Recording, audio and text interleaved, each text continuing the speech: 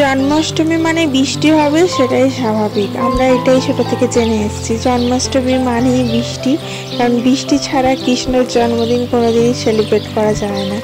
কিন্তু এই বছরের বৃষ্টিটা হচ্ছে একটু অন্যরকম। এবছরের বৃষ্টিটা হচ্ছে আমার জীবনের সব থেকে সেরা বৃষ্টি, যেটা আমি জন্মাষ্টমীর দিন দেখলাম।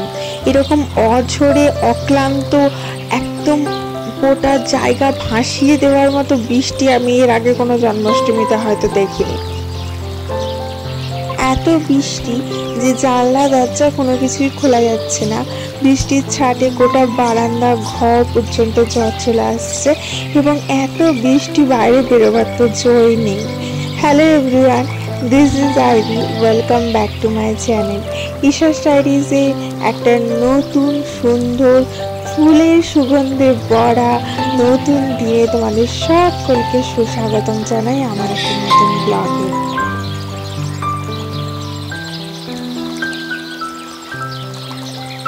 সকাল সকাল ঘুম থেকে উঠে পড়েছি, কারণ আজকের দিনটা একটু স্পেশাল দিন। আজকে জন্মাষ্টমীর দিন, আজকে ছোট্ট কানার জন্মদিন।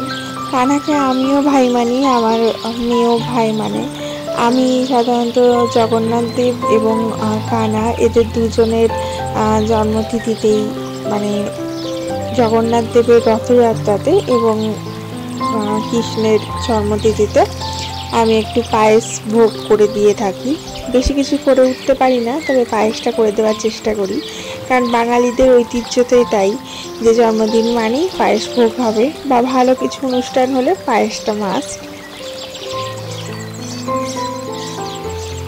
আমি এটা আমার মায়ের দেখে শিখেছি একটা, আর একটা আমার শাশুড়ি মায়ের দেখে শিখেছি। আমি বরাবরই বলি, আমার বিয়ের পর থেকে দেখি যে জগন্নাথ দেবের রথযাত্রায় আমার শাশুড়ি মা পায়েস করে। তো আমি যবে থেকে নিজের সংসার করেছি তবে থেকেই আমি সেটা করি, এবং আমার মাকে দেখেছি খুব ভালোভাবে খুব বড় করে কৃষ্ণের জন্মতিথিটা পালন করতে। তো সেটা থেকে আমার মনে খুব ইচ্ছা থাকতো যে আমিও কোনো এক সময় করব। তো যখন থেকে আমি নিজে একটু একটু করে নিজের সংসারটা করতে আরম্ভ করলাম, তারপর থেকে আমি চেষ্টা করি যে জন্মাষ্টমীতে আমি গোপালকে একটু পায়েস ভোগ করে দেবো। তো সকালবেলা উঠে ভাবলাম যে একটু কাজ টাজগুলো সেরে নিই, যেগুলো প্রফেশনাল কাজ ছিল সে কটা সেরে নিলাম। এখন ওরা ঘুম থেকে ওঠেনি, অনেকটা সকাল এবং প্রচুর বৃষ্টি হচ্ছে আমাদের এইদিকে, একদম মেঘ ভাঙা বৃষ্টি যাকে বলে সেরকম বৃষ্টি হচ্ছে। আর যেহেতু স্কুলে ছুটি, তাই মেয়েটাকে আর জলদি ওঠায়নি। তো ধীরে সুস্থে ওরা উঠুক, ততক্ষণে আমি আমার হাতের কাজগুলো সেরে নিই। অনেকদিন যাবৎ পায়ে হাতে নেল পালিশ পরা হয় না, আলতাটা পরার সময় নেই গো, তো ভাবলাম নেল পালিশটা পরে নিই। কারণ আজকে একটু রাধা রানীর ড্রেস পরবো ঠিক করেছি, যেগুলো গোপী ড্রেস বলে সেরকম টাইপের ড্রেস পরবো। তো তার সাথে একটু নেল পালিশটা না পরাতে থাকলে কেমন একটা অমানানসই লাগবে, তার জন্য নিজেকে একটু সাজিয়ে নিই, তারপরে গিয়ে আমি আমার গোপুকে সাজাবো। তো চলো তোমাদের নেল পালিশের কালারটা দেখাই। দেখো, একটা নতুন কালারের নেল পালিশ কিনে নিয়ে এসেছি, একদম ইউনিক কালারটার যে কি কালার বলবো আমি জানি না, হয়তো এটা সেই কাসুন্দি কালার বা পেস্তা কালার এরকম বলতে পারো, আই ডোন্ট নো। তো ওরকম টাইপের কালার, কিন্তু গ্লিটারি, তো বেশ ভালো লাগছিল দেখতে। তো এরকম করে পরলাম, হাতেতে একটা নখ অন্য কালার পরলাম, বাকিগুলো ওই কালারটা পরলাম। আর পায়ে আমি একটু অন্যরকম করে পরলাম, মানে দুটো কালারের নেল পালিশ হাফ হাফ করে পরলাম, হাফ হাফ বলতে পারো বা 2 in 1 বলতে পারো, যেগুলো শাড়ির ক্ষেত্রে বলা হয়, সেরকম করে পরলাম। ভালো লাগছিল, ইচ্ছা করছিল একটু অন্যরকম করে পরি, তার জন্য পরলাম। চাইলেই একটু সময় দিয়ে ঘরে সুন্দর সুন্দর নেল আর্ট বানানো যায় নিজে থেকেই, কিন্তু এই যে সময়টা দেওয়াই একটা বড় প্রশ্ন হয়ে যায় আমাদের মতো সংসারী মানুষদের ক্ষেত্রে। কারণ সময়টা বার করা এবং সময়টা ইনভেস্ট করার মতো ওই সময়টুকু আর পাওয়া যায় না, কারণ এটা কাজ ওই কাজ সেই কাজ চলতেই থাকে। আর আজ যাই হোক, সময় সময় অনুযায়ী বাচ্চা এবং বর দুজনের মুখেই খাবার দিতে হবে, তো খাবারের দিকটা আগে দেখে তারপরে বাকি সমস্ত কিছু করতে হয়। তার জন্য সময় সুযোগের অভাবে সুন্দর সুন্দর ওরকম ডিজাইন করে উঠতে পারি না, নাহলে কিন্তু ঘরে চাইলেই ইজিলি আমি করে নিতে পারি। যাই হোক, আজকে মনে হলো খুব সিম্পলের মধ্যে আর একদম ইজিভাবে টুইন কালারটাও অ্যাপ্লাই করে নিই, তো সেরকমই অ্যাপ্লাই করলাম, কিন্তু দেখে বেশ ভালো লাগছিল।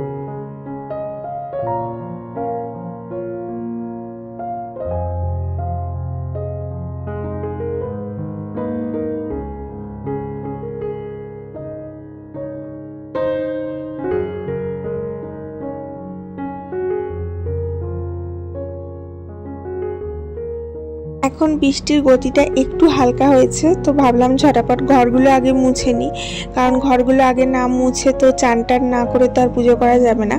তো ঘরগুলো মুছে চানটা সেরে আমি আগে রেডি হয়ে নেব। তো কয়েকটা জামা কাপড় কেচেছিলাম, কয়েকটা নয় বেশ খানিকগুলো জামা কাপড় কেচেছিলাম ওয়াশিং মেশিনে, সে কটা কেচেই আমি মহা বিপদে পড়েছি।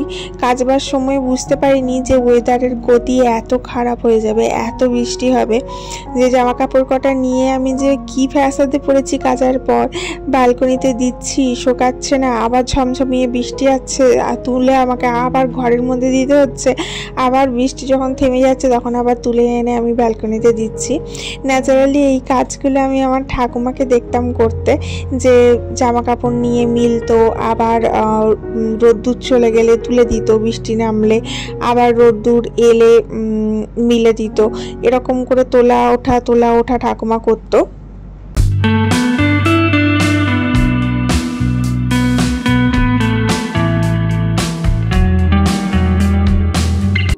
কয়েকটা জামা কাপড়ের দেখলাম কোমর টোমরের কাজগুলো, যেগুলো শোকাতে চায় না, চট করে দেখলাম একটু একটু ভিজে রয়েছে, তো ভাবলাম এই সময় একটু মেলে দিই, তারপরে আবার বৃষ্টি এলে না হয় তুলে নেবো। আর বাচ্চাদের স্কুল থাকলে এত বোর হয়ে যায় ঘরে, স্কুলে থাকলে খুব ওরা মজা করে, অনেকগুলো বাচ্চা থাকে, তো ঘরে থাকলে সবসময়ই ওকে সঙ্গ দিতে হয়। এখন তো আর সেরকম ফ্যামিলি নয় যে, মানে আমার সেরকম ফ্যামিলি নয় যে অনেক বড় ফ্যামিলি হবে, ওর কাকা জেঠু দাদু ঠাকুমা সব একসাথে থাকবে যে ওর সাথে সঙ্গ দেবে। তো একটা নিউক্লিয়ার ফ্যামিলিতে বাচ্চার সঙ্গ সবসময় বাবা মাকেই দিতে হয়, তো বাবা তো সবসময় অ্যাভেলেবেল থাকে না, মাকেই সঙ্গ দিতে হয়, আর সেক্ষেত্রে গিয়ে মাদের চাপটা একটু হলেও বেড়ে যায়। তো আমাকে ওকে একটুখানি পড়াতে বসাই, তারপরে ওর সাথে একটু খেলাধুলা করি, এই করতে করতে চাপটা একটু বেড়ে যায়। যাই হোক, জামা কাপড় কটা ওই মেলা তোলা করলাম, আর এই ঘরেও খানিক কটা মিলে রেখেছিলাম, আমাদের ওই তো ফ্ল্যাট ঘরের মধ্যে এই হচ্ছে অসুবিধা, যে বড় বারান্দা থাকবে। অনেকে অবশ্য আমাদের ফ্ল্যাটের মধ্যে ব্যালকনিটাকে পুরো কভার করে নিয়েছে স্লাইডিং দিয়ে, যাতে করে বৃষ্টির জল টল না আসে। তো আমরা সেটা করিনি, কারণ আমাদের অনেকগুলো গাছ আছে। যদি স্লাইডিং করাই তাহলে আর গাছ লাগানো যাবে না, কারণ গাছে পর্যাপ্ত পরিমাণ জল আলো সেই সমস্ত কিছু আসবে না। আর কোনো কিছুকে লাগানো মানে তো সেটাকে একটু যত্ন করতেই হবে। যাই হোক, তোমরা যে যেখান থেকেই দেখছো ভিডিওটা, অবশ্যই অবশ্যই প্লিজ প্লিজ একটা লাইক অবশ্যই করে দিও, আর প্লিজ প্লিজ ভিডিওটা একটু শেয়ার করে দিও। আর যারা এখনও পর্যন্ত সাবস্ক্রাইব করোনি তারা আর দেরি করো না, আমার চ্যানেলটাকে নিচে রেড কালারের যে বাটনটা রয়েছে সাবস্ক্রাইব লেখা, সেটাতে ক্লিক করে আমার ফ্যামিলির একজন সদস্য হয়ে যাও। আমরা সবাই মিলে প্রতিদিন সকালটা নতুনভাবে স্টার্ট করব। এখন চান টান করে রেডি হয়ে চলে এসেছি। আমার মেয়েও নতুন ড্রেস পরে নিয়েছে, আমিও ড্রেস পরে নিয়েছি। আমি একটা স্কার্ট পরেছি আর ওপরে একটা টপ পরেছি, আমার মেয়েও তাই পরেছে, দুজনেই। আর সাধারণত এইরকম ড্রেসগুলো কি রাধারানীর ড্রেস বলে, যে নিচের দিকে স্কার্টটা একটু লেহেঙ্গা টাইপের হবে, বেশ ঘের দেওয়া হবে, ওপরে একটু টপ হবে। তো আমি সেজে গুজে আর দেখাবার সময় পেলাম না, কারণ এরপরে আমি সামান্য একটু ভোগ রান্না করেছিলাম, ঠাকুরের জন্য পায়েস রান্না করেছিলাম। ওই সারাদিনের কাজকর্মের চাপে খুব বেশি করে উঠতে পারি না। আর তার সাথে ফল মিষ্টি যা থাকে সমস্ত সাজিয়ে মন ভরে আমি কৃষ্ণকে পুজো করলাম। আর ঠাকুরকে তুমি মন থেকে যেটাই দাও ঠাকুর সেটাতেই খুশি হয়। তাতে তুমি যদি নিজের ঘরে করেও উঠতে না পারো, দোকান থেকে কিনে দিলেও অনেকে দেয়, অনেকে পায়েস ফুলুরি লুচি কিনে দেয় ঠাকুরকে। মূল্য ধরে দিচ্ছ, কোনো দোষ নেই।